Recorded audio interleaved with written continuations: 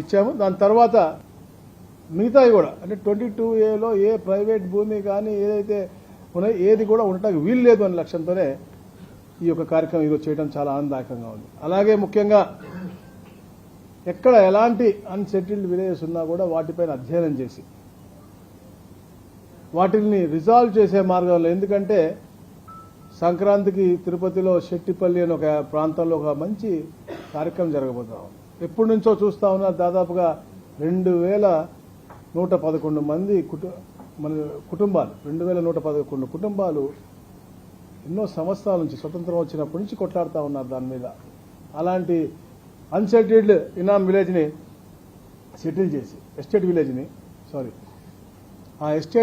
Settle చేసి వాళ్ళతో 10 మార్లు అందరు కూడా అధికారులు మేము సైతం అందరం కూడా కూర్చుని సాల్వ్ చేసి ఒక మంచి ల్యాండ్ పూలింగ్ సిస్టమ్ తీసుకొచ్చాం. గౌరవ ముఖ్యమంత్రి గారి దృష్టికి తీసుకెళ్ళినప్పుడు అద్భుతమైనటువంటి కార్యాచరణ తప్పకుండా చేయండి, రాష్ట్రంలో కూడా ఎక్కడైనా లాంటి సమస్యలు ఉంటే వెంటనే పరిష్కరించాలని చెప్పేసి. అలాగా ఎవరికైతే రెసిడెన్షియల్ ప్లాట్లో వాళ్ళు ఉన్నారో వాళ్ళకి 50-50%గా, అలాగే 70-30 ఫర్ అగ్రికల్చర్ ల్యాండ్ కింద పెట్టి తద్వారా వచ్చే ల్యాండ్లో 65 ఎకరాలు తుడాకిచ్చి దాని ద్వారా ఆ ప్రాంతం అంతా అభివృద్ధి చేసే విధంగా 90 ఎకరాలు గవర్నమెంట్కి వచ్చే విధంగా, అంటే విన్ విన్ సిచ్యువేషన్లో ఒక అద్భుతమైనటువంటి కార్యాచరణ. అంటే పేదవాడు ఎప్పుడు ఇబ్బంది పడకూడదు, వాడు నివసిస్తున్న భూమి వారికి హక్కు కల్పించే విధంగా ఈ యొక్క కార్యక్రమం చేయడం జరిగింది.